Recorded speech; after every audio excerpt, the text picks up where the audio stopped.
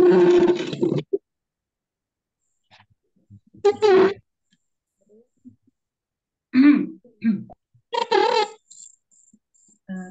bisukan terlebih dahulu ya. Ya. Bangga Wilujeng.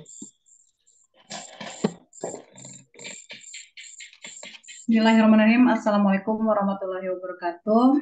Alhamdulillah, puji syukur kepada Allah Subhanahu wa taala bahwasanya pada malam hari yang luar biasa ini kebetulan cuaca di Cianjur beda dari hari-hari sebelumnya, di mana 3 hari kebelakangan itu hujan badai, bukan hujan badai, hujan angin, tapi ada petirnya gede-gede gitu.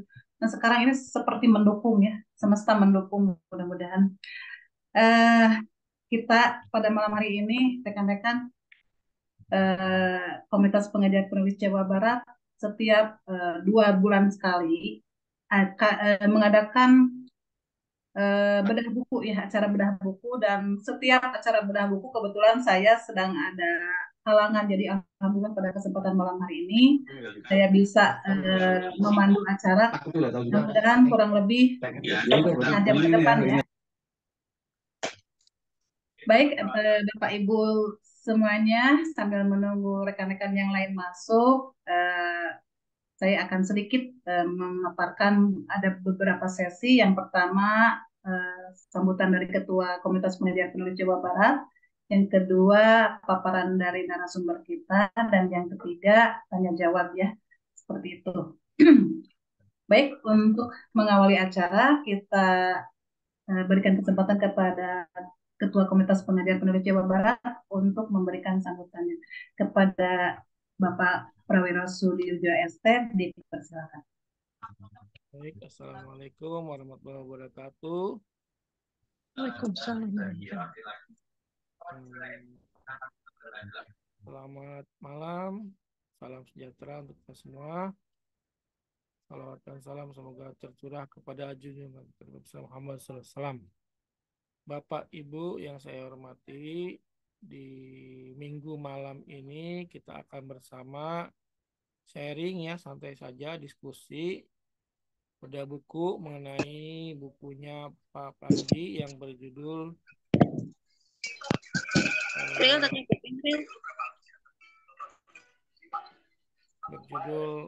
Perkamen Sanada ya.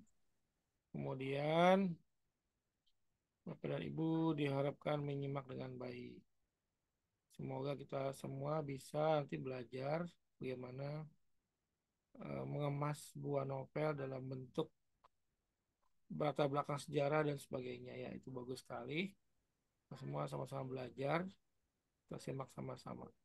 Kemudian KPPJB juga ada event luring terdekat, yaitu tanggal 15 November ada mengadakan para Samia, ya, event penganugerahan untuk para penulis dan pegiat literasi.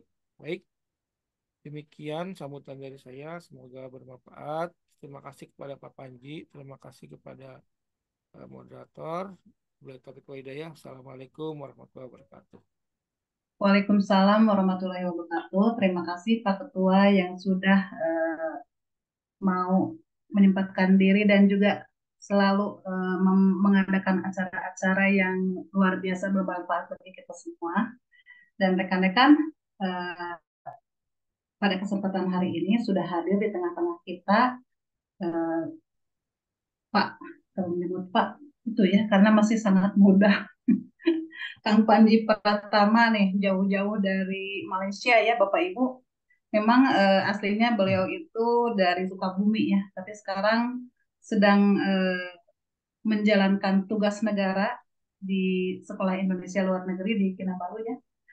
Sebelum ke paparan beliau, izinkan saya terlebih dahulu untuk membacakan biodata Kang Panji yang wah tidak akan cukup dibacakan 3 hari 3 malam rekan-rekan. Ini kita walaupun sudah pada kenalnya, tapi tidak ada salahnya saya untuk membacakan lagi karena ini sangat menginspirasi, akan menjadi inspirasi bagi Bapak dan Ibu yang hadir di sini ya. Nama lengkap Dr. Panji Pratama MPD, alamat akun Facebooknya, boleh Bapak Ibu itu ya, add nanti Remakran. Nah, setahu saya dulu namanya Panji Pratama. Nanti bisa saja nanti sama Kang Panji diceritakan kenapa namanya menjadi Remakran. Alamat tinggal sekarang di UUC Telipok, Sabah, Malaysia. Ada Sabah, Malaysia. Sobo tinggalnya coba ajar di sekolah Indonesia luar negeri. Iya, mengajarnya di Sekolah Indonesia Luar Negeri luar biasa nih perwakilan dari Indonesia dan juga komunitas pengajar penulis Jawa Barat. Bidang keahlian literasi bahasa Indonesia, TPS, PPU. Nah, riwayat pekerjaan nih menarik sekali, luar biasa nih. Dari 2008 sampai 2009, Republika Media Mandiri. 2009 sampai sekarang ngajar di SMA Negeri 1 Nagrak ya. Jadi Kang Panji ini pituin asli Sukabumi. Dari 2016 sampai sekarang, Kuiper Indonesia, wah ternyata masih ya. Selanjutnya 2019 menjadi dosen di STAI Syamsul Ulum. 2021 sampai sekarang di UMI. 2021 sampai sekarang juga Pasca Sarjana STAI Syamsul Ulum Sukabumi. Dan 2023 sampai sekarang di Sekolah Indonesia Kota Kinabalu. Luar biasa ya ini kalau menceritakan pengalamannya. Riwayat pendidikan tertinggi, S1-nya Sastra Indonesia, Universitas Pajajaran, S2-nya Magister Pendidikan Bahasa dan Sastra Indonesia, Universitas Surya Kencana, dan S3-nya Ilmu Pendidikan Universitas Islam Nusantara. Judul bukunya nih, wah luar biasa, yang 10 tahun terakhir ini ada 23 judul buku, dan yang terakhir yaitu novel Perkamen Sanada yang akan kita bedah pada malam hari ini ya. Judul penelitian 2 tahun terakhir ada 3, pemakalah di Seminar Internasional Reksa Bahasa ke-9 di Pasca Sarjana UPI. Selanjutnya pemakalah di Seminar Nasional Pendidikan Bahasa Indonesia dan pemakalah di Seminar Nasional Education Transformation Investing in the Industrial Revolution 4.0 gitu. Buku yang pernah ditelaah ada 2 buku, yaitu buku cerita ajaib dan rahasia Lala dan dongeng rahasia lainnya. Informasi lain dari Kang Panji ini, bahwa Kang Panji ini selain penulis juga editor, penelaah, konsultan, reviewer, penilai, dan masih banyak lagi ya.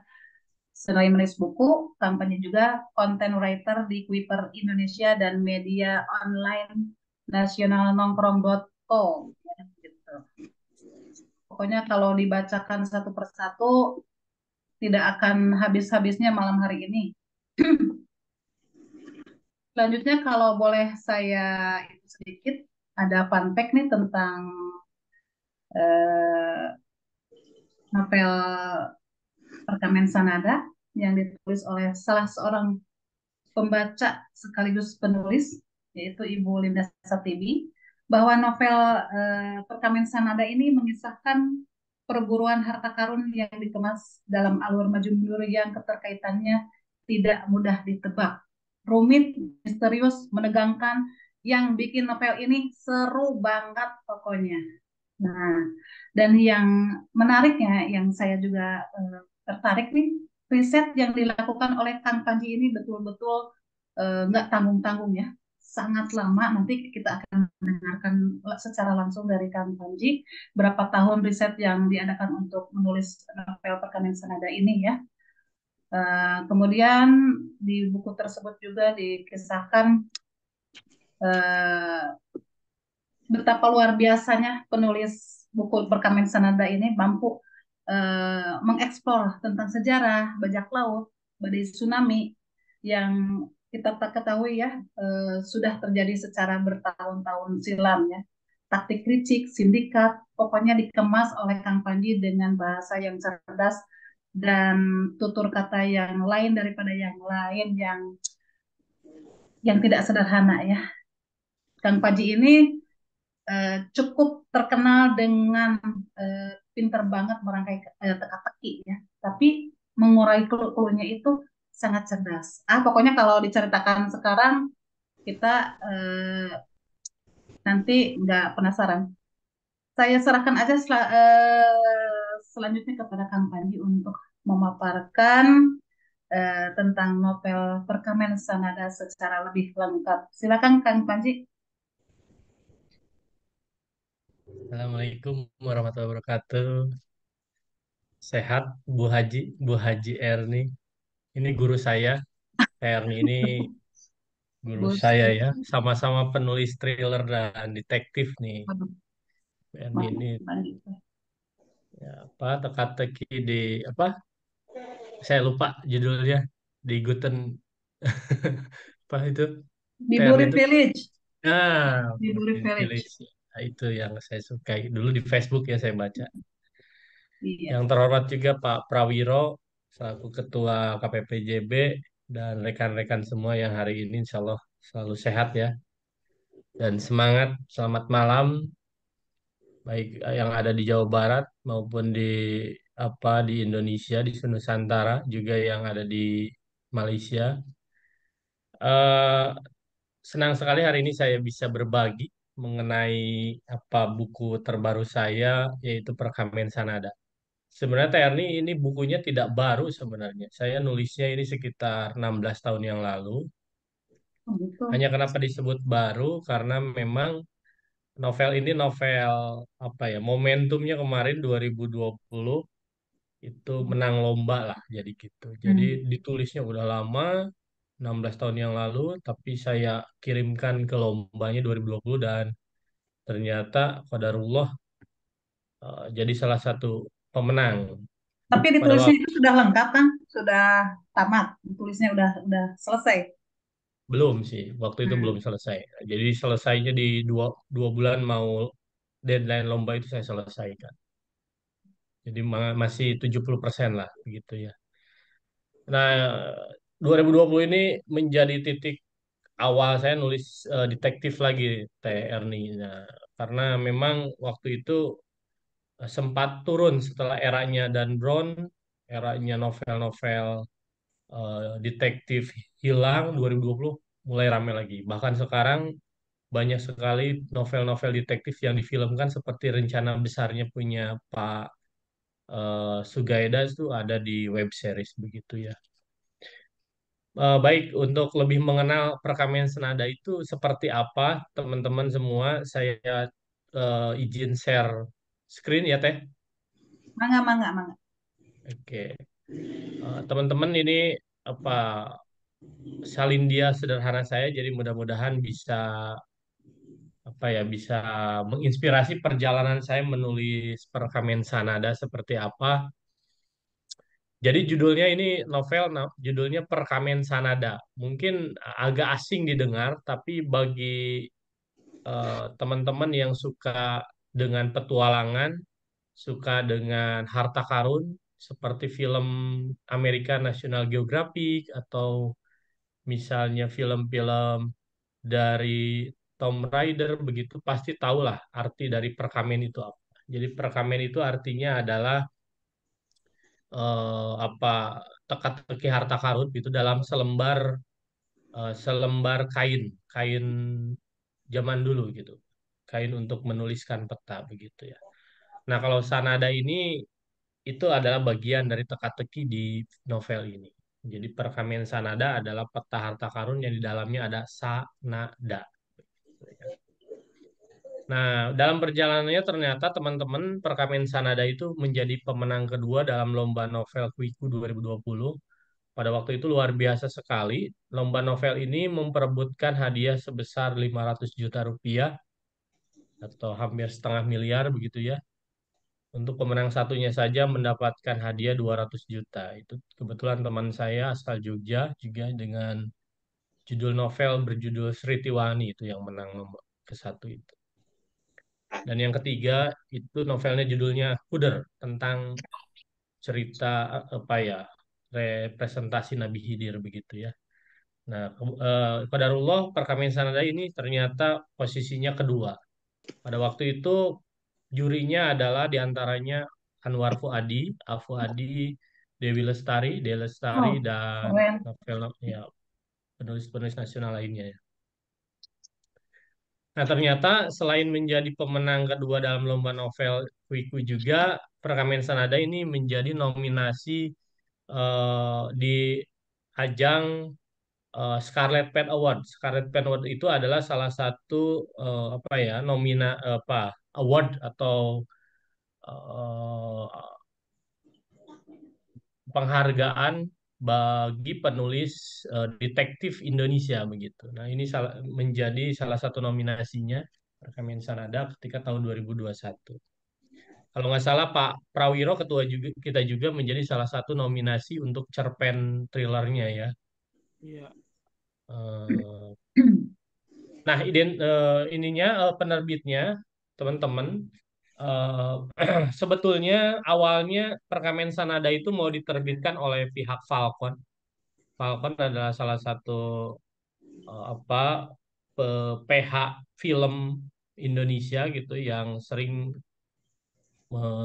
apa merekrut penulis-penulis muda begitu dan penulis-penulis baru untuk difilmkan.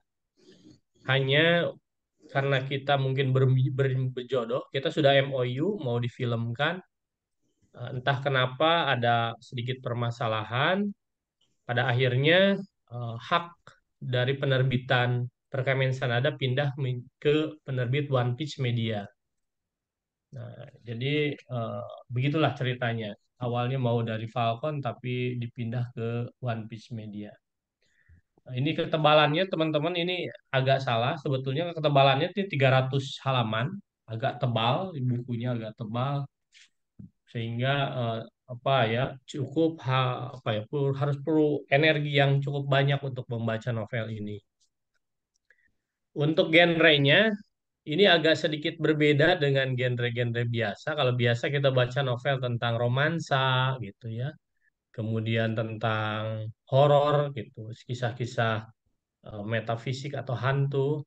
Kalau ini berkenaan dengan thriller konspirasi, mungkin agak asing.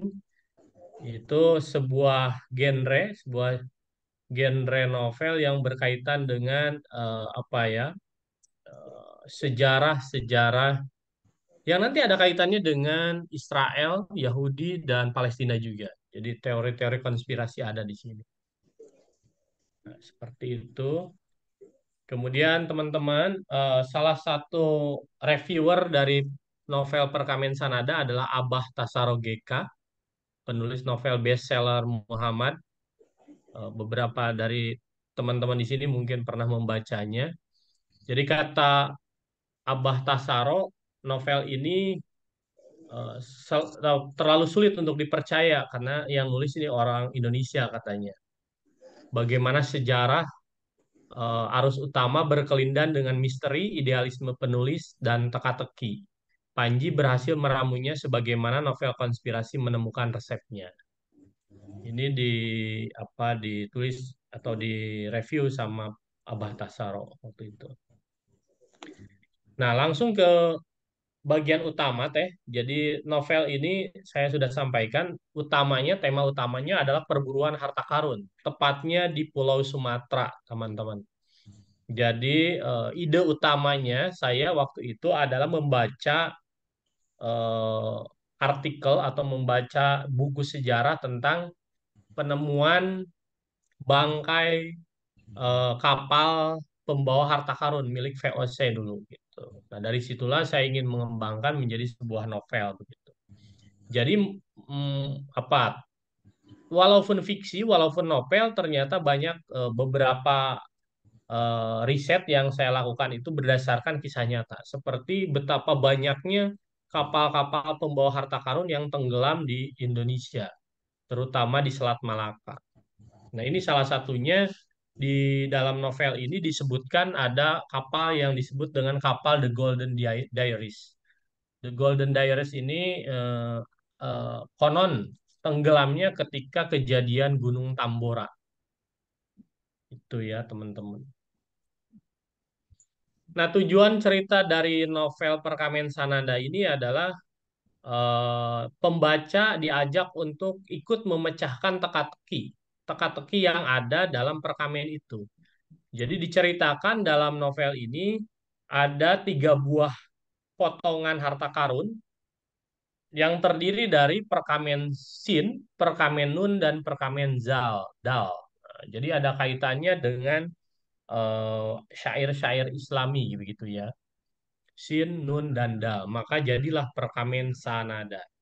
Jadi sanada ini bukan bahasa Sunda, senada bukan, tapi berasal dari bahasa Arab yaitu sin, nun, dan dal. Nah, konfliknya teman-teman dari sini ternyata tidak semudah yang dibayangkan untuk mendapatkan harta karun ini. Karena ternyata di balik pencarian harta karun ini ada juga pihak-pihak yang menginginkan harta karun itu. Dan yang menginginkan itu diantaranya adalah organisasi rahasia yang faktanya ada di Indonesia dan itu adalah sempalan dari organisasi Zionis Yahudi. Nah, itu yang menginginkan harta karun itu juga. Jadi memang ini di sini letak apa ya, letak konfliknya dan letak kompleksitas ceritanya di situ. Karena ternyata di Indonesia juga ada organisasi rahasia yang setiap harinya ya memang sudah berjalan begitu di keseharian kita dan mereka ingin mendapatkan apa ya, kekayaan Indonesia dalam hal ini adalah harta karun yang tenggelam di Nusantara.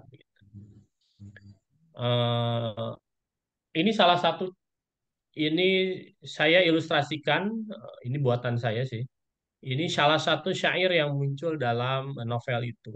Jadi syair shinnya. Alur yang saya pakai, teman-teman, di sini saya pakai alur campuran, di mana awalnya mungkin kita diajak apa ya, tiba-tiba mendapatkan sebuah pembunuhan begitu, pembunuhan dan kita diajak siapa nih yang membunuh orang tersebut.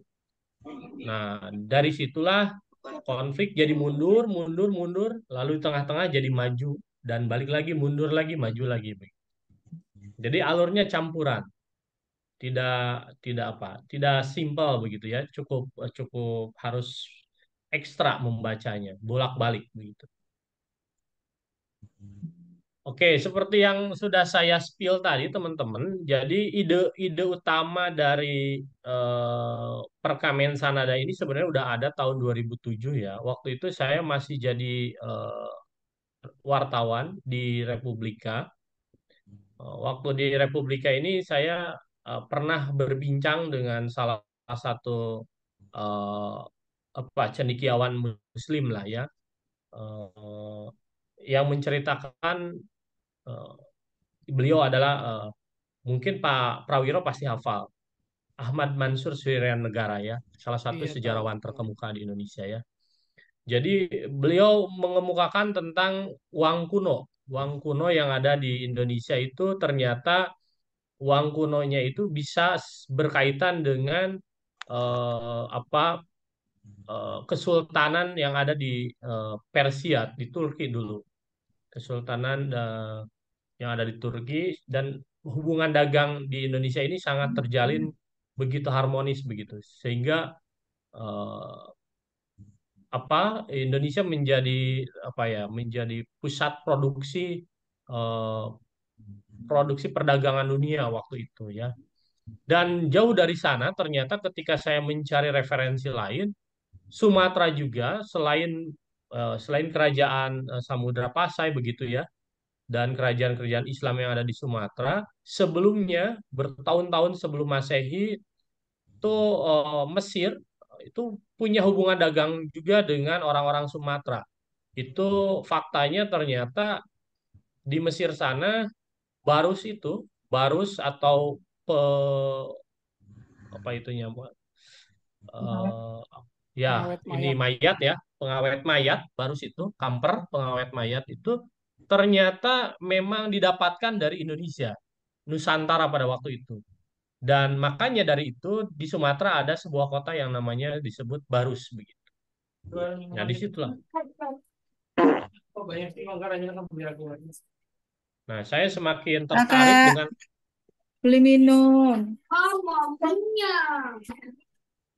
Nah, saya semakin tertarik dengan fakta-fakta ini. Ternyata memang luar biasa sekali hubungan Islam di tanah air dengan selain Islam juga budaya-budaya lain gitu ya. Kaitannya dengan dunia luar sana, gitu ya. Jalan Sutra dan lain sebagainya. Akhirnya setelah riset selama beberapa tahun, bahkan risetnya ini saya masih lakukan ketika saya sudah menjadi guru begitu. Nah, itu saya tulis perlahan-lahan selama 12 tahun. Nah, maka dari itu saya mendapatkan banyak sekali hambatan ketika penulisan. Karena saya sudah tidak lagi jadi wartawan, saya sibuk dengan kegiatan mengajar begitu. Akhirnya sumber bacaan dan narasumber mengenai sejarah harta karun saya apa ya kurang banyak itu ya ketemulah. Namun dalam beberapa kesempatan saya ternyata qadarullah Allah mempertemukan saya dengan beberapa orang yang menguasai sejarah begitu, sejarah-sejarah sejarah-sejarah mengenai uang kuno, mengenai hubungan dagang Islam dan mengenai kaitan Zionis Yahudi dengan apa ya konspirasi di balik ke Indonesia juga. Saya mendapat rekan-rekannya dari berbagai komunitas gitu ya. Akhirnya saya semakin semangat, semangat lagi menulis hingga pada puncaknya pada tahun 2020 ada lomba itu ya saya langsung apa ya kebut. Dalam 2 bulan saya selesaikan waktu itu. Nah, teman-teman, ternyata tadi sudah disampaikan sama Teh Erni ada beberapa fakta yang menarik dalam novel ini. Di antaranya adalah selain harta karun yang sebenarnya ada di Indonesia, faktual begitu, ada juga beberapa hal yang menarik seperti mistisme Islam itu saya kaitkan di sini. Kemudian ada beberapa fakta yang terjadi di Indonesia yang kaitannya ada juga di luar negeri pada waktu kejadian itu berlangsung. Seperti misalnya water begitu, ke letusan Gunung Tambora, kemudian apa eh, kejadian-kejadian seperti organisasi esoteris begitu dan lain sebagainya ternyata itu berasal dari dunia nyata begitu dan ada. Nah, fakta menarik lain, salah satu organisasi besar Zionis yang ada di Indonesia itu adalah Illuminati dan Freemason ya. Itu menjadi bukan rahasia umum lagi. Di Indonesia sekarang juga sudah diperbolehkan kembali untuk aktif setelah eranya dulu ketika zaman Soekarno kan dua organisasi itu dilarang untuk apa? Untuk ada di Indonesia, tapi setelah era reformasi dua organisasi itu ternyata diperbolehkan aktif lagi. Nah, Bapak Ibu, hmm, terlepas dari tahun politik, terlepas dari kondisi politik yang ada di Indonesia, eh, novel ini menceritakan bagaimana sih seorang pemimpin di Indonesia itu bisa jadi berada di apa dalam bayang-bayang eh, apa itu grand design dari pihak Zionis begitu ya. Beberapa partai dan lain sebagainya itu ternyata mendapatkan bantuan juga dari pihak Israel begitu dan lain sebagainya. Ya itu saya sedikit ulas di dalam novel ini, terutama beberapa perusahaan yang menguasai hak harkat hidup orang banyak di Indonesia itu ya. Perusahaan-perusahaan itu sekarang memang apa menjadi dekat sekali dengan kita dan kita tidak bisa lepas dari pesan itu. Nah, salah satu apa kalimat yang saya suka dalam novel ini adalah kata-kata dari Sujatmiko, salah satu karakter utama di novel ini. Kata-katanya adalah she said that your ancient manuscript was a map. Ya, jadi ternyata manuskrip kuno yang dibawa selama ini ternyata adalah sebuah peta harta karun itulah. Jadi selama ini orang-orang tidak menyadari tokoh-tokoh dalam novel ini tidak menyadari bahwa yang dibawa oleh mereka adalah sebuah peta harta karun. Tapi setelah dipecahkan teka-tekinya, mereka baru menyadari, oh ternyata benda yang mereka pegang selama ini adalah peta. Jadi barangkali Bapak Ibu di rumah dari warisan kakek nenek ada tulisan-tulisan seperti isim begitu ya.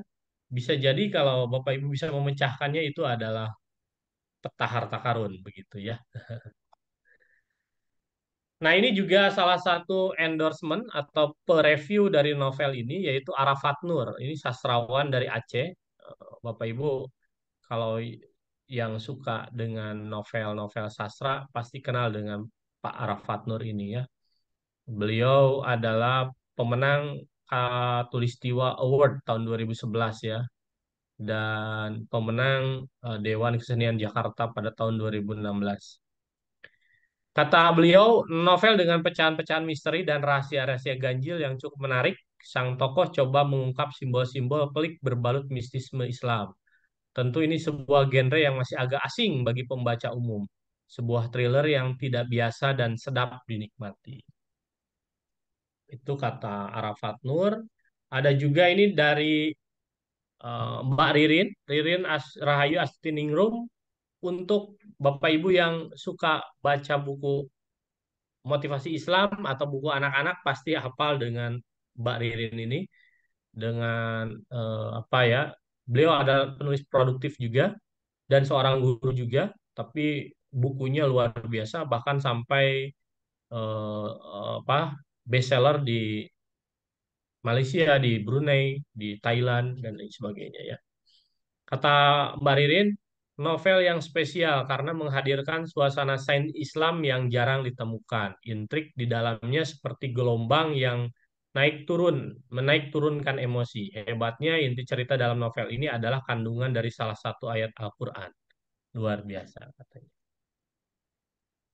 Itu saja. Ini saya cantumkan di sini. Mohon maaf saya cantumkan free logo Free Palestine di sini agar semangat kita dalam menulis juga sampai ke sana dan doa-doa kita juga tercurah kepada saudara-saudara kita yang ada di sana. Terima kasih teman-teman, selamat membaca dan berpetualang ke dunia yang belum teman-teman temukan sebelumnya. Ini adalah novelnya, novel dengan tebal 300 halaman berjudul Perkamen Sanada. Demikian dari saya, terima kasih sudah mendengarkan. Eh, saya kembalikan kepada Teh Erni. Assalamualaikum warahmatullahi wabarakatuh. Waalaikumsalam warahmatullahi wabarakatuh. Terima kasih Kang Panji yang sudah memberikan ilmunya yang luar biasa ya, menjadi inspirasi bagi kita semua. Setelah tadi kita menyimak paparan dari Kang Panji tentang novel Perkamen Sanada, kita dapat bayangkan ya betapa buku tersebut luar biasa ya, kedalaman materi, kompleksitas, dan lain sebagainya. Bahkan menulisnya juga sangat lama gitu ya. Dapat dibayangkan oleh kita ketika sedang melakukan riset. Barangkali ada yang penasaran dan ingin mengeksplorasi lebih lanjut tentang cara atau pencarian ide atau apa saja bisa dibaca ditanyakan langsung kepada Kang Panji. Langsung saja boleh angkat tangan atau lewat chat, tapi lebih asik kalau langsung ya langsung berbicara aja gitu supaya lebih akrab. Silakan boleh bertanya Bapak Ibu. Mumpung gratis Bapak Ibu ya, ini luar biasa dari Kang Panji. Beliau mau-maunya nih menyempatkan diri untuk menghadiri bedah buku yang diselenggarakan oleh komunitas pengajar produk Jawa Barat ini, padahal beliau sangat sibuk luar biasa ya. Silakan Bapak Ibu, ada yang ingin bertanya? Jangan malu-malu nih. Kalau udah itu mah susah. Assalamualaikum warahmatullahi wabarakatuh. Waalaikumsalam. Bentar, siapa ya Bu, yang siapa eh, tadi ya? boleh tanya Ibu? Boleh. Perkenalan dulu Saya Bu. Nuraini dari Pariaman, Bu. Pariaman, luar biasa. Silakan Bu. Ada dengar, Bu? Alhamdulillah, bagus sekali Bu. Ya. Eh, Saya sedang mendengar tadi novel yang diceritakan oleh Pak Panji. Hmm.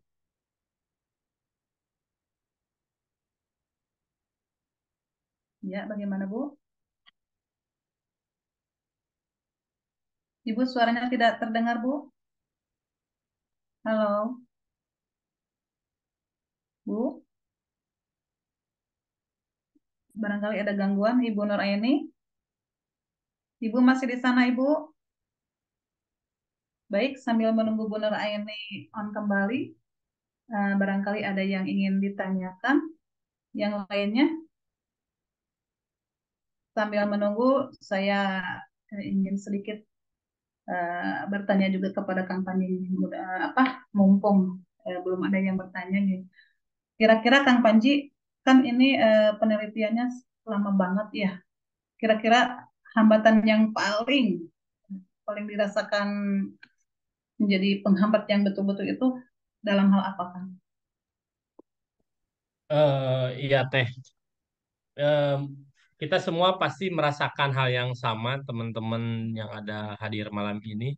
Sebagai penulis, hal yang paling sulit ketika menulis adalah menemukan apa ya referensi yang cocok dengan cerita yang ingin kita sampaikan. Jadi kadang-kadang teh ada yang disebut dengan anakronisme teh. Anakronisme itu fakta sejarah yang berbeda dengan apa yang kita inginkan begitu ya. Kita menginginkan seperti ini, tapi dalam sejarah itu ternyata berbeda, berbicara berbeda. Nah, dalam tantangan sebagai penulis sejarah, kebetulan kan ini ada sejarahnya, jadi sebagai penulis novel sejarah harus referensi yang ditemukan itu harus sama dengan apa yang ingin kita sampaikan. Nah, itu yang paling sulit teh. Saya contohkan misalnya begini teh. Jadi di dalam referensi itu kejadian bencana alam itu terjadi pada tahun misalnya 1614 misalnya ya, 1615 lah. Nah, tapi eh, kapal tenggelamnya itu terjadi pada misalnya 1613. Nah, maka logika ceritanya tidak akan sampai. Masa bencana alamnya tahun 1615, tapi eh, kapalnya tenggelamnya tahun 1613. Nah, hal-hal seperti ini yang menghambat saya menulis gitu. Kadang-kadang saya juga sempat, aduh gimana ya, nggak nyambung dong ceritanya nanti. Wah, dan makanya saya harus nyari lagi fakta yang sama kira-kira ada nggak ya yang kejadiannya sama ketika bencana alam dan kebetulan kapalnya juga tenggelam pada waktu yang sama misalnya. Nah, hal seperti ini yang sulit sekali menemukan benang merah lah, menemukan benang merah antar referensi itu. Itu yang pertama, Teh. Yang kedua adalah yang paling sulit ketika menulis cerita-cerita seperti ini adalah menjaga konsistensi, Teh. Jadi kadang-kadang kalau karena novel seperti ini kan apa ya, alurnya itu sangat ketat begitu, Teh. Jadi ketika kita misalnya sudah dulu jenuh misalnya. Nah, besoknya kita lanjutkan itu sudah lupa tuh. Itu gimana ya? Nah, gitu. Menjaga konsisten itu yang susah. Kadang-kadang eh, apa ya kita menyetop di sebelah mana agar cerita kita tidak jadi kacau itulah yang susah. Nah, itu hal-hal dua hal itu yang saya sering temukan ketika nulis novel Perkamen Sanada atau novel-novel dengan genre thriller ya. Jalannya. Ya, mungkin Teteh juga merasakan bahwa novel-novel genre teka-teki detektif itu sulitnya itu menjaga konsisten, menjaga referensi supaya pas gitu benang merahnya. Nah, disambung kembali nih sambil menunggu. Cara menjaga kekonsistenan itu sendiri bagaimana supaya rekan-rekan di sini juga dapat belajar, oh seperti ini ternyata gitu. Oke, mungkin klise ya Teh ya. Ya apa? Jadi eh, mungkin teman-teman ada yang sudah lebih jago dari saya, tapi ketika kita masih apa ya, masih saya bukan tipe orang yang menulis itu spontan begitu. Jadi saya harus merencanakan dulu. Oh, Maka ketika saya membaca referensi saya tuliskan, lalu saya bikin kerangkanya. Nah, contoh misalnya novel saya ada 5 bab teh. Ya, di bab 1 saya membaca referensi tentang misalnya asal muasal bajak laut di Indonesia misalnya. Nah, saya tuliskan itu. Tuliskan dulu apa namanya kerangkanya dalam satu paragraf saja. Nah, baru yang kedua saya tuliskan misalnya kaitan bajak laut dengan misalnya perburuan harta karun dan jadi ketika nanti saya berhenti di bab 1, saya tidak lupa tuh bab 2 saya mau menceritakan apa. Nah, salah satunya yaitu saya memulai dengan kerangka dulu, memulai dengan persiapan dulu, sehingga kalaupun berhentinya lama, jedanya lama, ketika di apa ya, ditengok kembali novel itu, saya masih punya apa ya, pegangan untuk menulis apa nih, harus menulis apa nih, seperti itu teh. Nah, ini menarik sekali ya karena sangat berbeda, sangat bertolak belakang dengan saya kan tadi. Terus terang kalau saya itu justru betul-betul tidak apa lebih enak nggak ada kerangka karangannya gitu ya. Jadi sebetulnya pingin sekali rasanya saya juga belajar supaya memakai kerangka karangan supaya lebih apa ya lebih sistematis gitu. Tapi kok jadi berasa apa ya berasa nggak bebas gitu. Jadi kebiasaan seadanya aja tapi akibatnya jadi kadang lupa hari Iya. kemarin namanya misalnya hari sekarang Rina atau seperti itu. Itu hal-hal yang seperti itu memang terjadi sama saya dan sekarang malam ini saya mendapatkan ilmu yang luar biasa dari kampanye. Saya Eh, izin ini teh, saya mm, izin contoh share nih. Ini saya mm, izin saya kasih contoh gratis boleh aja boleh. ya. Boleh. Mm, Ini salah satu contoh bagaimana saya membuat outline novel untuk novel nih ya. mm, Contohnya. Jadi ketika prolog nih, saya sebutkan di sini bahwa saya akan menceritakan tentang Laksamana Malayahati, ya adalah tokoh kebanggaan Pulau Aceh, perempuan pertama yang menjadi komandan perang dan melawan penjajah dengan gagah berani. Sikap ini diceritakan turun-menurun oleh para orang tua di Pulau Barat pada keturunan mereka. Nah, di bab 1 awal tahun 70-an tokoh Isah menikah dengan Tengku Ali. Sayang kedua anak mereka menginjak usia gadis, Ali tewas oleh sebab yang misteri. Nah, jadi seperti ini, Cek. Sehingga nanti ketika sudah jadi apa namanya, nah ini terus saya tulis misalnya ini saya rencanakan akan ada misalnya ini 30 bab gitu ya. 30 bab dengan prolog dan epilog. Nah, ini sudah saya saya setting baru saya mulai ke apa novelnya. Nah, novelnya seperti ini misalnya. Ini tadi kan saya bilang bab pertama itu menceritakan Laksamana Malahayati. Maka di sini contohnya saya eksekusi lah jadi cerita. mm, Nah, contoh. Nah, ini menceritakan Laksamana Malahayat ini. Jejak rembulan masih tampak saat itu. Pendar-pendar cahaya mulai menerangi sebagian geladak kapal. Nah, ini tuh kejadian ketika si Malahayati sedang menyerang kapal VOC begitu ya. Eh, nah, ini mm, contohnya seperti itu. Baru nanti di bab 2 tadi saya sebutkan bahwa ada cerita tentang Isah yang menceritakan kepada anak-anaknya di tahun 70-an. Nah, maka di sini di bab 1 saya ceritakan tahun 74 tepatnya saya mencari referensi 74 menceritakan tentang tadi Isah itu si Isah yang menceritakan kepada anak-anaknya kisah tentang Malahayati dan lain sebagainya. Itu contoh salah satu contoh sih teh. luar biasa, pantesan menjuarai berbagai lomba gitu ya. Itu apa rancangannya sudah semendetail itu, sesistematis itu, ya heran lah. Pokoknya saya sudah tertinggal sangat jauh dari Kang Panji ini luar biasa. Dan sedikit ada gambaran, jadi saya bergairah kembali nih, ingin ingin mencoba seperti Kang Panji ingin apa ya, ingin lebih terukur, lebih sistematis supaya lebih bagus gitu ya. Apakah ada sebentar? Tadi kayak ada yang itu, kayak ada yang hmm, Mana tadi tuh kayak ada yang itu lewat chat. Bapak Ibu silakan untuk bertanya. Kalau nggak ada saya lagi nih ntar yang bertanya. Pak, Ya, siapa? tadi saya sudah tersambung. Nah, Alhamdulillah. Bu Nareni ya? Ya, sinyalnya putus. Ya apa-apa Bu sekarang. Lagi eh langsung saja ya saya tanyakan ya. Jika Pak Boleh Bu. Panji. Nah, kalau buat novel ini apakah harus kisah nyata atau boleh dicampur atau bagaimana? Nah, mungkin itu baru yang saya tanyakan. Terima kasih. Assalamualaikum warahmatullahi wabarakatuh.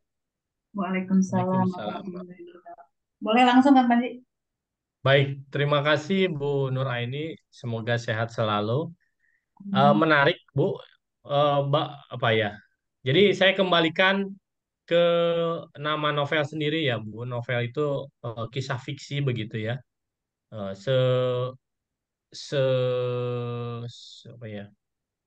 Senyata mungkin berasal dari sejarah, tapi tetap yang disebut dengan novel adalah karya fiksi. Jadi novel itu pasti ada hal-hal yang dibumbui dengan hal-hal yang hayalan, sifatnya hayalan gitu, hayali Boleh. begitu ya, Bu. Namun untuk beberapa novel ada yang disebut dengan genre novel sejarah begitu, Bu. Kenapa disebut novel genre sejarah? Karena novel itu menggunakan latar atau alur yang sesuai dengan rekaan sejarah di dunia nyata. Contohnya misalnya novel tentang Perang Dunia Kedua begitu ya. Titanic, nah itu salah satu contohnya Titanic. Titanic itu kan film yang berdasarkan sejarah. Eh, Kejadian Titanic tenggelamnya benar Bu, terjadi pada tahun 19 sekian, misalnya 1920-an. 28. Kemudian ya 28. Kemudian Titanicnya tenggelam karena apa? Misalnya karena menabrak es dan lain sebagainya.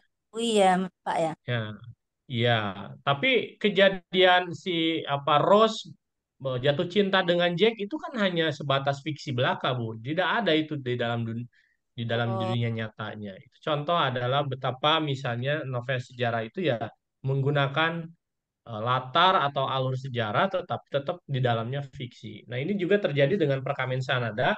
Jadi dalamnya ini banyak sekali kejadian yang memang terjadi di dunia nyata seperti letusan Gunung Tambora yang terjadi pada abad ke-16 seperti itu. Tapi letusan itu eh, misalnya kejadian ketika letusan itu tidak sepenuhnya benar yang ada dalam novel ini begitu. ditambah-tambah Eh, ya, Pak ya. Ya begitu.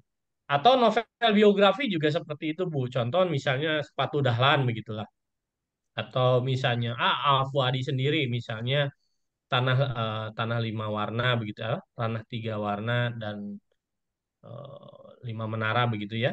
Itu memang berdasarkan sejarah di mana ada 5 orang anak mesantren di di Jawa begitu dan 5 orang anak itu benar-benar ada sebagai sahabat, tetapi kan isinya memang diisi dengan hayalan-hayalan, maksudnya dengan hal-hal yang dilebih-lebihkan begitu. Begitu mungkin Bu Nur Aini. Ibu masih penasaran Bu? Boleh bertanya kembali atau yang lainnya? Silakan. Iya, yang selama ini kan novel itu sering kisah cinta gitu. Ya kan, Pak? Ya, tergantung sudut pandang penulis Bu mau ngambilnya apanya. Misalnya Tahu kalau Ibu senang cerita romansa, tapi bisa juga menggunakan latar sejarah. Contohnya kan Ainun Habibi begitu Bu ya. Nah, itu kan ya. kisah biografi eh, tapi berbalut dengan romantismenya Ainun dengan Pak Habibie begitu. Jadi autobiografi bisa juga kita jadikan novel ya, Pak ya. Tentu saja bisa Bu. Tapi Bahkan dikasih ya bumbu-bumbunya, Pak. betul sekali. Terima kasih, Pak. Eh, Sama-sama Ibu. Baik, selanjutnya ada Ibu Siti Sadia. Silakan Ibu, boleh langsung saja bertanya kepada Kang Panji, Bu. Terima kasih Ibu. Assalamualaikum warahmatullahi wabarakatuh. Waalaikumsalam Waalaikumsalam. warahmatullahi wabarakatuh. Sebelumnya, perkenalkan nama saya Siti Sadia dari Kota Tasikmalaya. Dan yang ingin saya tanyakan kepada Kang Panji itu adalah, biasanya kalau kisah atau tulisan itu ada message yang ingin disampaikan gitu ya, ada pesan gitu. Nah, dalam novel ini pesan apa yang ingin Kang Panji sampaikan kepada pembaca? Itu saja mungkin, Bu. Terima kasih. Terima kasih Bu Siti. Silakan Kang. Baik, eh, saya Ibu tidak menggunakan teori sastra ya Ibu, karena di sastra kan ada apa dulce et utile, ada seninya, ada apa unsur pragmatisnya juga. Sebetulnya kalau masalah nilai atau masalah pesan amanat itu tergantung dari pembaca ya Bu. Tergantung misalnya Ibu Siti eh, apa, membaca novel saya lalu dibaca bisa jadi eh, penilaiannya berbeda jika Teh Erni membaca novel ini begitu. Jadi sebagai penulis saya menyerahkannya kepada pembaca saja. Adapun misalnya nanti kalau saya sebutkan saya ingin menitipkan pesan ini, nanti jangan-jangan saya jadi mendogma atau apa ya, ceramahi Bapak Ibu. Tidak. Jadi saya ingin Bapak Ibu yang menikmati novel itu dan Bapak Ibu yang bisa menyimpulkan sendiri kira-kira apa sih pesan yang ingin disampaikan penulis atau pesan yang ingin disampaikan oleh para tokoh-tokohnya untuk bisa disarikan dan diambil hikmahnya. Itu pembaca sendiri saya kembalikan. Jadi Seperti itu. tergantung angle angle si pembaca mungkin seperti itu ya, Kang. Betul, betul. Oke, Sudah Bu? terima kasih. Ya, terima kasih. Ya, Assalamualaikum. sebetulnya itu pertanyaan yang sama juga bagi saya. Tapi ini ada lagi yang mengangkat tangan kepada Ibu Rima Nur Komala, silakan. Iya, terima kasih. Apakah suaranya sudah terdengar? Sangat jelas Bu. Ya, terima.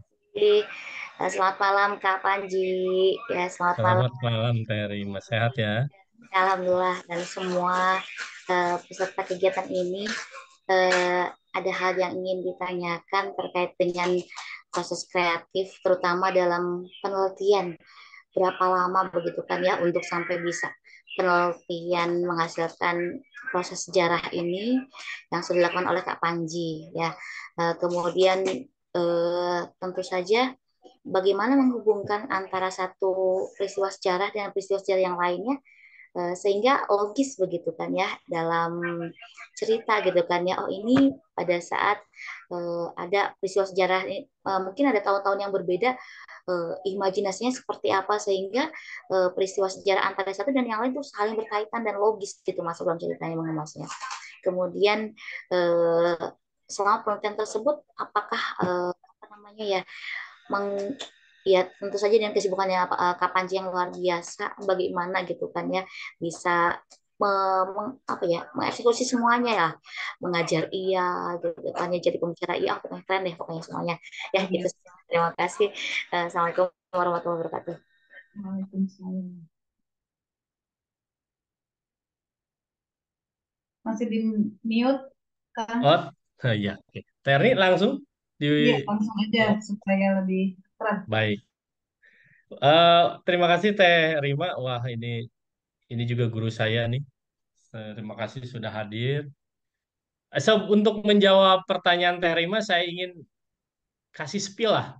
Ini salah satu adegan yang ada di novel ini, tapi dalam bentuk audio ya. Teman-teman bisa mendengarkannya ini seperti apa. Dan ini ada bagian sejarah yang memang terjadi di Indonesia. Oke, teman-teman boleh mendengarkan ini.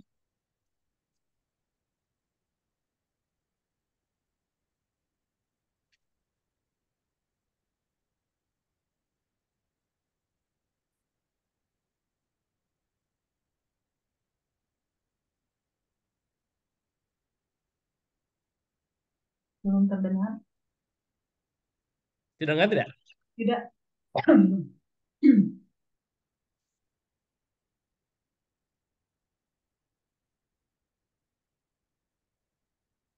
Tidak terdengar Teh?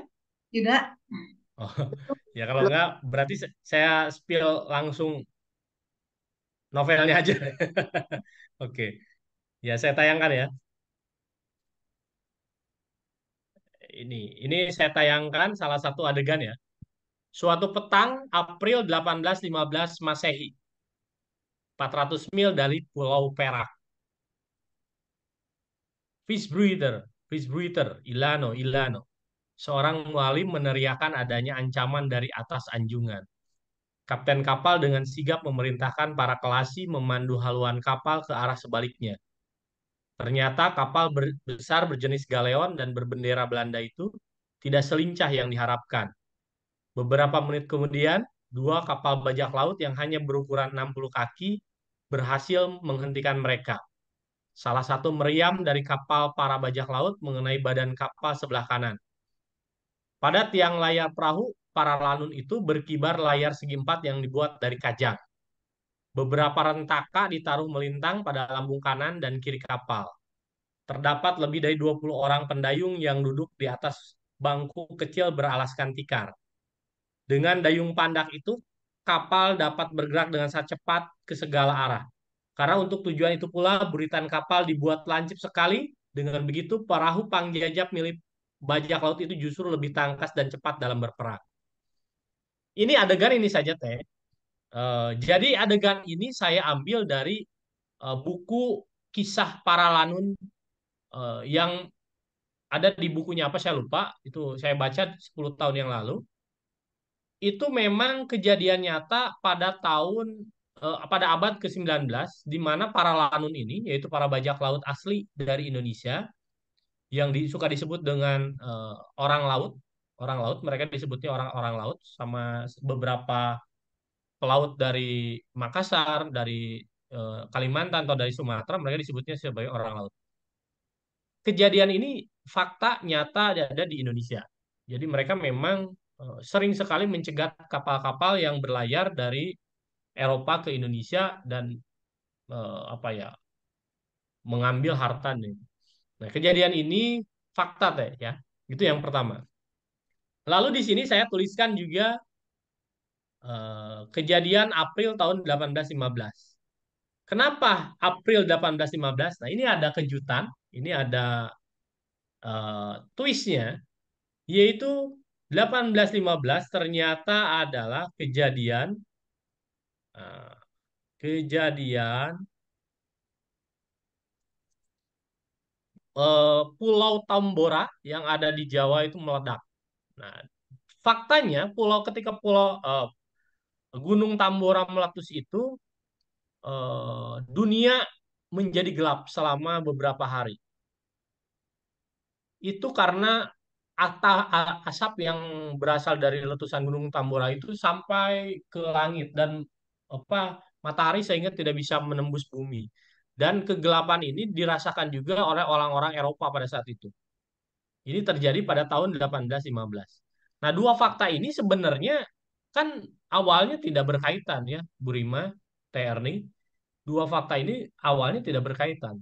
Tapi saya dalam cerita ini menjadi berkaitan. Di mana fakta waktu itu sangat banyak sekali para bajak laut di Indonesia yang mencegat kapal-kapal dari Eropa dengan kejadian meledaknya Gunung Tambora, itu saya kaitkan. Dan jadilah adegan ini, cerita ini. Cerita tenggelamnya The Golden Diaries. Itu pertanyaannya dari Teh Rima, dari mana saya bisa mengemas itu? Ya tentunya dari membaca referensi. Jadi saya menemukan ada kaitan antara pada tahun yang sampai pada era yang sama itu ternyata ada dua kejadian yang memang menarik untuk diangkat, yaitu fakta tentang banyaknya bajak laut di Indonesia, di Nusantara pada waktu itu, dan meledaknya Gunung Tambora. Itu yang pertama, pertanyaan yang pertama. Nah, yang kedua, berapa lama? Nah, itulah. Jadi variatif ya. Kadang-kadang untuk menyatukan beberapa fakta yang berbeda itu saya harus melakukan lama sekali. Tapi ketika ide itu jalan dan kebetulan Allah memberikan kemudahan, dalam 1-2 malam saja itu bisa jadi cerita. Gitu. Tapi sampai bertahun-tahun juga sering. Ya, mengintegrasi imajinasi penulis dan fakta sejarah. Betul sekali, Bu. Nah, itu Bu Rima sudah puas? Ya, sudah Ibu. Terima kasih Kak Panji. Luar biasa ya. Ternyata memang benar Kang Panji ini pintar sekali mengurai dan mengikat sesuatu itu menjadi luar biasa. Menjadi Boleh tambah pertanyaannya, Mbak? ya, Eh, ada lagi yang saya tanyakan. boleh Pak. Masalah Bu Raini referensi ya? itu, ya. Masalah referensi tadi, Pak. Apakah setiap novel harus ada referensi atau khusus untuk novel sejarah? Mungkin itu yang saya tanyakan. Terima kasih. Oke. Baik, Ibu. Saya kira sebagai penulis yang bijaksana, walaupun kita masih penulis pemula, saya juga penulis pemula, Bu, masih banyak belajar. Sebagai penulis, tetap kita harus banyak mendapat masukan dari membaca, menonton YouTube, mungkin apa wawancara dan lain sebagainya. Saya kira tidak ada penulis yang sama sekali tidak mencari referensi. Contoh begini saja, Bu, misalnya eh, apa misalnya ada seorang laki-laki jatuh cinta terhadap perempuan tapi ditolak. Kemudian laki-laki itu ingin meracuni perempuan itu dengan sianida, Bu. Kalau kita hanya mengarang bahwa sianida itu misalnya adalah racun aja, tanpa kita membaca bahwa berapa berapa gram sianida yang harus dibutuhkan untuk membunuh manusia misalnya. Kemudian bagaimana cara menghilangkan bau sianida, kemudian rasanya. Kalau kita tidak membaca itu, ya nanti jadi logikanya aneh ketika membaca misalnya. Oh, misalnya si laki-laki itu dalam cerita ibu menggunakan 1 liter sianida untuk meracuni perempuan itu kan jadi aneh juga. Masa untuk membunuh satu orang perempuan saja harus menggunakan 1 liter sianida. Nah, itu kan. Jadi saya kira sebagai penulis yang bijaksana, mau itu novel sejarah, mau romance, apapun itu tetap harus punya referensi. Tidak Maaf ngarang. Pak, saya mungkin baru pemula. Jadi referensi itu kita cuma sekedar bercerita dalam novel ya Pak ya? Maksudnya? Jadi gini Bu, saya kira kalau membuat novel kan kita tidak hanya sebatas apa ya, sebatas curhat penulis saja, tapi bagaimana si pembaca bisa menikmati karya kita begitu. Nah, untuk bisa menikmati, mengikat mengikat perhatian pembaca, saya kira kita harus bisa membuat pembaca tertarik membaca kisah kita. Contoh misalnya, kita mau ngambil tema tentang pelakor misalnya, Bu ya. Misalnya tentang layangan putus misalnya. Nah, kalau kita tidak misalnya, tapi kita ingin menyisipkan misalnya apa ya, kaidah-kaidah Islami di dalamnya misalnya. Kalau kita tidak mencari referensi yang jelas, misalnya bagaimana sih hukumnya misalnya apa menyakiti Mencintai. perempuan dan misalnya seperti itu, nanti kan jadi informasinya ke pembaca menjadi salah begitu, Bu. Ya, Ya tentunya Pak, kita harus maaf Pak. membaca. Maaf Pak, maksud saya di dalam menulis novel itu apakah kita eh, tulis itu referensi dari mana kita ambil itu atau kita menceritakan saja itu maksudnya? Oh iya. Nah, Nah, kalau biasanya kan kita buat buku kan kita cari referensi, kita tulis ini buku siapa, pengarangnya siapa, Daftar kan seperti itu pustakanya ya, Bu, biasanya. ya kayak gitu. Daftar pustaka. oke. Ya, Baik, itu Ibu. maksud. Baik. Memang menulis itu kita harus banyak baca, Pak. Tapi maksudnya Ya, kalau ini kan saya baru baru ini baru baik, Ibu. memahaminya gitu. Baik, kalau begitu saya tayangkan saja, Bu ya, contohnya, Bu ya. Oke, saya tayangkan misalnya.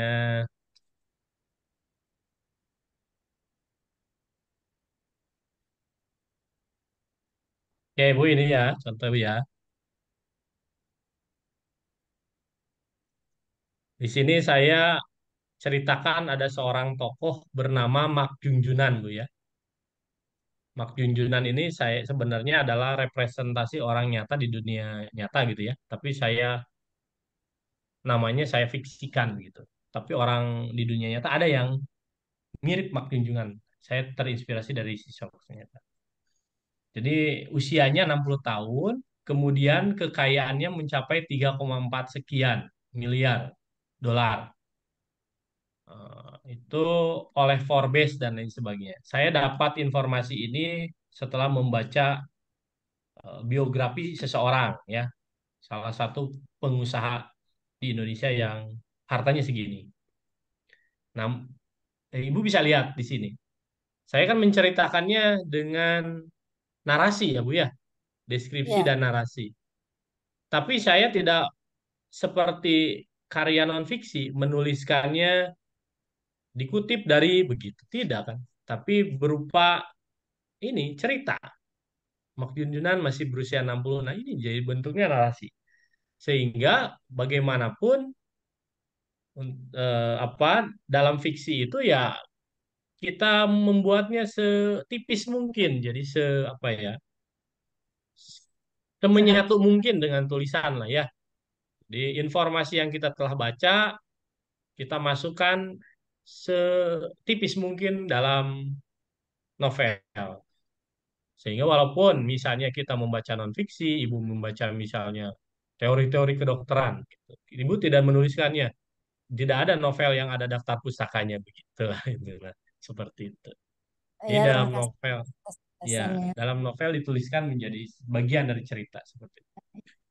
ditulis sehalus mungkin, tapi menjadi sebuah pengetahuan yang menarik ya Kang ya. Iya betul Tidak sekali. terasa menggurui gitu Bu. Baik, selanjutnya ini ada pertanyaan dari kolom chat dari Ibu Airil Jana. Bagaimana cara mengemas novel sejarah untuk pembaca anak-anak usia SD? Bagaimana menulis novel sejarah dengan teknik show don't tell? Ini dari Ibu Airil Jana. Mengemas novel sejarah untuk pembaca anak-anak usia sekolah dasar. Oke, sepertinya ini eh, tema yang berbeda ya Teh ya. Tapi nggak apa-apa lah, saya sedikit spill aja. Eh, Ibu, Bapak Ibu, ada dua penulis ya, penulis cerita anak yang keren sekali dan karya-karyanya seringkali apa ya, memasukkan unsur sejarah ya. Yang pertama adalah Maya Lestari GF. Nah, itu penulis anak yang novelnya luar biasa lah. Novel-novelnya sering diterbitkan Indiva. Itu bisa dibaca dari SD atas, SMP sampai ya usia usia usia remaja lah. Ada juga Mbak Witaru Emi begitu ya. Itu juga penulis Indonesia yang sering memasukkan kisah-kisah nyata begitulah dari dunia nyata kepada dalam bacaannya. Tapi sebelum ibu bisa seperti mereka, saya kira ibu harus belajar dulu mengenai apa ya segmentasi bacaan. Jadi dalam segmentasi bacaan anak itu ada B1, ada B2, kemudian ada pembaca mula, pembaca pemula, pembaca anak, dan lain sebagainya. Jadi untuk novel anak itu biasanya novel anak, novel sejarah itu biasanya untuk pembaca remaja ke atas Bu ya. Akan susah sekali kalau full novel sejarah dibaca anak SD. Kalau anak penjajah SD sepertinya memasukkan unsur sejarahnya bukan berupa novel, tapi berupa cerita bergambar misalnya. Seperti itu Bu, atau buku aktivitas seperti itu. Jadi akan susah sekali kalau novel dipakai bahan ajar untuk sekolah dasar. Karena memang kan untuk siswa SD itu juga psikologisnya berbeda dengan remaja ke atas. Nah, novel sejarah sepertinya akan lebih cocok untuk dikonsumsi oleh remaja usia 15 tahun, 16 tahun ke atas atau SMA kelas 10 atau fase E begitu ya, Bu. Di fase E. Adapun misalnya kalau ibu ingin memberikan bahan ajar yang ada sejarah-sejarahnya untuk anak SD, mungkin bisa berupa eh, itu buku cerita bergambar. Banyak sekali buku cerita bergambar tentang biografi misalnya. Nah itu kan mengandung sejarah juga. Itu saja sih saya kira. Baik, ada lagi Bapak Ibu? Boleh langsung, boleh lewat kolom chat room. Masih ada waktu sekitar 10 atau 12 menit lagi. Tadi yang down soundtel apa sih? Soundontel apa sih? Bagaimana menulis novel sejarah dengan teknik saudontel? Oh, kalau ini sih jagonya TRI sebetulnya ya. Saya mah. Oke, ini kita Nah, praktik aja Bapak Ibu lah langsung. itu. Coba Oke, Bapak Ibu lihat ya. saya mau menggambar sebuah gambar Bapak Ibu ya.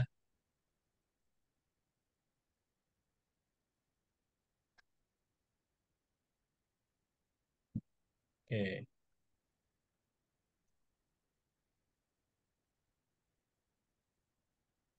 Oke, ini misalnya ini ya.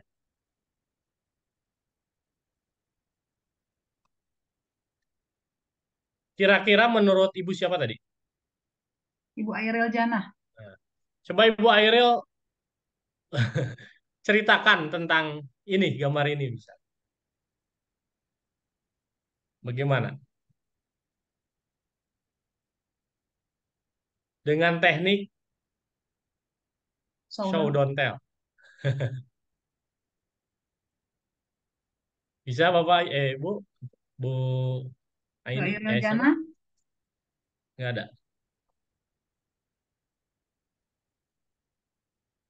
Kalau gitu saya langsung jawab saja. Katakanlah ini sebuah buah ya, buah. Ini adalah salah satu representasi dari buah. Nah, kalau Ibu menjawab dengan teknik tell, Ibu akan menjawab, ini adalah sebuah apel. Begitu. Itu adalah teknik tell, menceritakan. Tapi kata Ibu, bagaimana membuat novel dengan teknik show? Show itu deskripsikan. Ya deskripsikan. Di atas meja itu tampak sebutir eh, benda yang bisa dimakan berwarna merah, yang ada daun berwarna hijau dan batangnya. Seperti itu. Benda itu menjadi apa ya? Menjadi benda kesukaan siapa tokoh Anu dan selalu ada ketika tokoh itu sedang kesepian. Tokoh itu pasti memakannya karena tokoh itu ingat dengan salah satu handphone yang merek handphone yang dia pakai. Ya, seperti itu. Itu adalah show contohnya. Jadi tidak langsung menyebutkan ini apa begitu. Gitu. Jadi kalau hanya tell, ya ibu pasti sebut ini adalah apel. Nah kalau ini dipakai dalam teknik menulis novel, ya udah nggak rame, nggak bisa cuman satu kalimat aja sudah selesai itu satu bab. Tapi kalau ibu menggunakan teknik show, maka ini bisa jadi sebuah cerita yang panjang. Ya, di atas meja itu tampak buah berwarna merah yang tergeletak begitu saja. Bisa.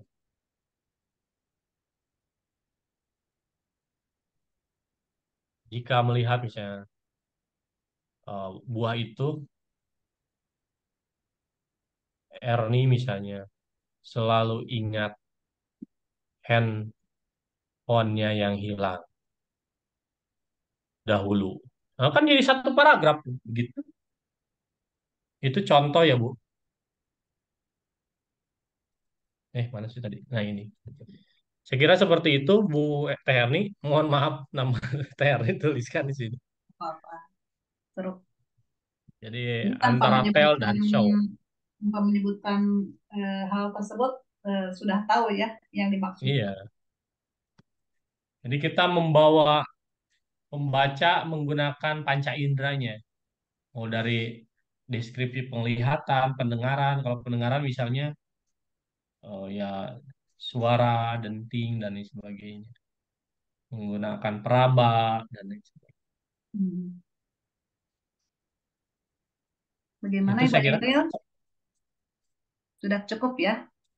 Bukan Ini cukup tapi sangat belinya di jelas mana nih? menurut saya. Pertanyaan nih, belinya di mana? Ada yang WA ke saya. Ya? Beli bukunya di mana katanya? Oh, Kemana barangkali kemana? ada yang mau membeli buku. Apakah ada di Gramedia atau misalnya bisa langsung ke Kang Panji, Kang? Oke. Buku ini kalau ke penerbitnya langsung bisa menghubungi One Piece Media atau di Shopee juga ada Perkamen Sanada di Shopee. Tapi kalau mau pesan ke saya juga bisa, hanya mungkin dikirimnya dari Indonesia bukan dari Malaysia, tapi yang yang akan mengirimkan istri saya mungkin seperti itu. Bisa menjapri saya kalau mau dari saya, tapi dikirimnya dari Indonesia juga. Nah, bagi Bapak Ibu yang penasaran dengan buku Perkamen Sanada ini, sekali lagi bisa lewat Shopee atau bisa lewat Kang Panji langsung. Nanti kalau ada yang belum tahu nomornya, boleh japri saya. Seperti itu ya, nanti kan Kang Panji akan mengontak istrinya ya yang di Sukabumi supaya lebih dekat. Dikirim. Kang, sambil menunggu lagi nih, ada sekitar 7 menit. Kira-kira apa sih Kang yang membedakan buku Perkamen Sanada ini dari buku-buku bergenre atau bergenre sejenis? Eh, Kira-kira apa yang paling paling apa ya paling membedakan gitu sehingga orang lain itu atau pembaca ingin jadi lebih ingin membaca. Oke, yang menarik adalah karena ini konspirasi, yang paling menarik adalah kita menjadi terbuka wawasan mengenai asal-usul dari Zionis begitu. Yang sekarang lagi Ya, viral ya. lagi menghangat Eh, kembali ya. Ya, kenapa sih ada Israel dan lain sebagainya, dan siapa sih di balik Israel itu dan sebagainya, itu yang membedakan novel ini dengan novel lain. Karena novel lain yang genrenya thriller mungkin tidak membahas ke sana, tapi di sini diulas beberapa adegan begitu ya. Betapa organisasi Zionis itu sebenarnya sudah ada di setiap negara, bahkan di Indonesia. Itu Nyambung yang juga ke Zionis ke segala macam luar biasa. Jadi saya juga jadi tertarik mau beli.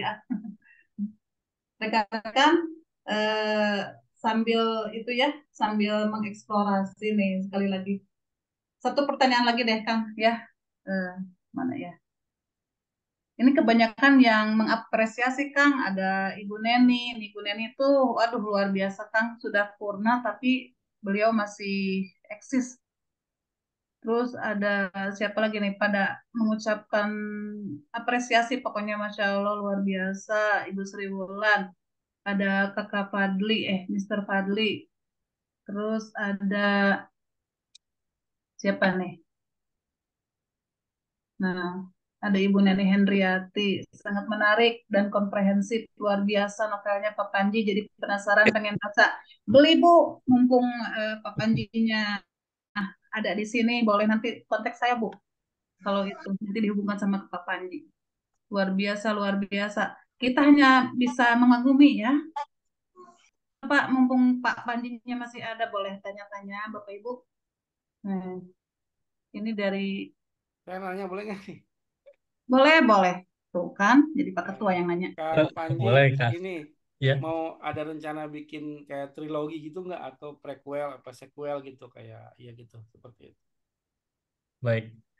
Betul sekali, Kang. Jadi memang saya sudah merencanakan dari awal bahwa kalau novel ini cukup digemari di kalangan pembaca, saya akan membuat sequelnya begitu. Karena ending di novel ini juga masih terbuka begitu ya.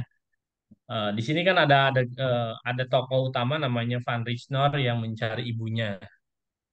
Jadi itu salah satu konfliknya juga, dan itu belum ditemukan. Nah, itu akan saya jawab di Perkamen Sanada 2.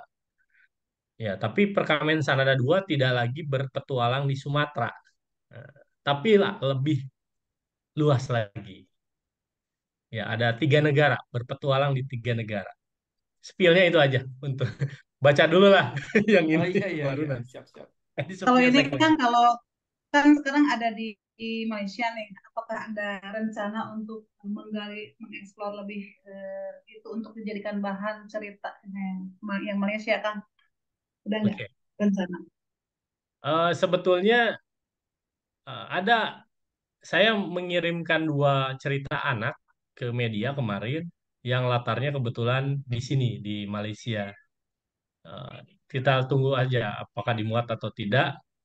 Tapi kayaknya untuk di Malaysia saya tidak dulu menulis novel, mungkin menulis prosa-prosa pendek saja semacam cerpen gitu, atau novela bisa jadilah. Satu Alhamdulillah ya. lagi Bu Erni ada yang nanya Boleh. di chat itu Bu Mana Papan coba? Mas Padli ya. Oh, Mas Fadli ya.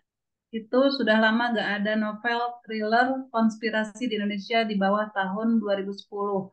Nah, apa yang akhirnya membuat Kang Panji ingin buat novel thriller konspirasi di era menjamurnya psikologi thriller? Oke. Wah, ini juga guru kita semua ya. Beliau Mm-mm. adalah apa? Ketua dari komunitas detektif ID ya. Saya banyak belajar dari beliau juga. Betul sekali ya. eh, Novel konspirasi itu sepertinya apa ya? Kalau bahasa Sundanya belukces. Apa ya? Kadang ada, kadang tidak ada begitu ya. Tergantung Tengah-tengah aja. peminatnya. Ya. Tapi sebetulnya basis komunitas pencinta konspirasi itu ada begitu ya. Dan dulu pernah sangat viral ketika ada penulis Amerika bernama Dan Brown itu menulis novel-novel konspirasi ya, yang kaitannya juga mengorek tentang Kesatria Templar begitu ya, tentang apa komunitas eksoteris di balik gereja setan dan lain sebagainya. Nah, sempat tenggelam setelah era itu, namun di tahun ini justru ada kejadian unik yang membuat novel thriller sepertinya akan naik lagi, yaitu ketika Indiana Jones eh, tampil ke layar lebar ya, yang dimainkan sama siapa? Itu walaupun sudah tua dia turun kan. Nah, itu kan sempat naik tuh di ayo awal tahun ini. Sehingga ada beberapa cerita yang sejenis yang berkenaan dengan konspirasi itu naik lagi. Seperti yang kita tunggu-tunggu juga di web series itu ada novelnya Pak Sugaeda ya, yang Rencana Besar itu juga tentang konspirasi, tapi konspirasi ekonomi begitu ya. Saya harap sih ada satu penulis yang ingin saya harap ditayangkan menjadi film, yaitu dua maksud saya bukan satu. Yang pertama ada Rizky Ridjaswara. Rizky Ridjaswara itu salah satu penulis konspirasi Indonesia juga. Satu lagi adalah Jainu Ridwan. Nah, kalau dua dua dua orang ini novelnya difilmkan, saya kira akan menjadi babak baru di Indonesia. Genre thriller konspirasi akan sangat booming begitu, sangat sangat disukai lah oleh penonton ini. Kenapa? Karena dua orang ini menceritakan sudut pandang yang sedikit unik. Contohnya, Rizky Ridjasmara itu menceritakan kaitan konspirasi Hitler di Indonesia, sedangkan Jainu Ridwan menceritakan konspirasi COVID-19 bahkan sebelum ada COVID. Jadi dia sudah memprediksi ada COVID di Indonesia. Jadi kalau dua film ini kedua novel ini difilmkan, saya kira Indonesia akan dengan genre ini akan semakin terkenal. Nah, kaitan psikologi teman-teman, jadi sekarang juga sedang rame genre baru di Indonesia yaitu tentang psikologi thriller, di mana yang kaitannya dengan apa ya, bagaimana membuat pembaca atau penonton merasa apa ya, harus mikir dari mulai awal sampai akhir dengan kejiwaannya begitulah. harus internalisasi ceritanya. Nah, itu mungkin disukai oleh segmentasi pembaca yang memang generasi sekarang kan generasi-generasi yang mudah apa mental health-nya gitu lah. Mudah mudah Hewan. tergoda mental health-nya. Mungkin jadi disukai lah seperti itu. Itu sih hanya analisis sesaat saya. Saya kira Pak Fadli lebih mengetahui. Itu saya kira Teh Erni. Jadi dua dua dua genre cerita itu antara psikologi novel dengan konspirasi novel. Inspirasi ya. Ya, terima kasih Kang Panji. Tanpa terasa waktu sudah lewat dari waktu yang seharusnya, ya sudah lewat beberapa menit. Luar biasa di malam yang biasanya hujan angin besar sekali di Cianjur, ini sekarang tidak, sama sekali tidak ada, dan saya mendapatkan banyak ilmu, begitu juga rekan-rekan yang ada di sini semua ada banyak ilmu. Terima kasih untuk Kang Panji, jangan bosan-bosan untuk berbagi pengalaman, berbagi ilmu yang luar biasa kepada kami ya, yang haus akan ilmu pengetahuan. Terima kasih juga saya ucapkan kepada Ketua KPPJB. Semoga acara yang berbentuk seperti ini dapat terus diselenggarakan. Kepada Bapak Narsum, Kang Panji, kepada para penanya tadi ya yang sudah menanya, ada Ibu Nurayani, ada Ibu Siti Sadia, ada Ibu Airil Jana, dan Mas Fadli. Mudah-mudahan Mas Fadli di episode berikutnya dapat menjadi bintang tamu ya, kalau berkenan. Nanti bisa berbagi ilmu di sini buat Mas Fadli. Sekali lagi terima kasih untuk semuanya atas kebersamaannya. Mudah-mudahan apa yang kita laksanakan pada malam hari ini menjadi barokah dan mendapatkan ilmu yang luar biasa.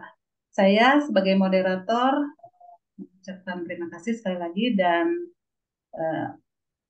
mohon maaf atas kekurangan yang sudah saya lakukan. Itu murni dari saya. Terima kasih sekali lagi. Wabillahi taufiq wal hidayah. Wassalamualaikum warahmatullahi wabarakatuh. Waalaikumsalam. Waalaikumsalam. Waalaikumsalam. Nggak ada foto Teh?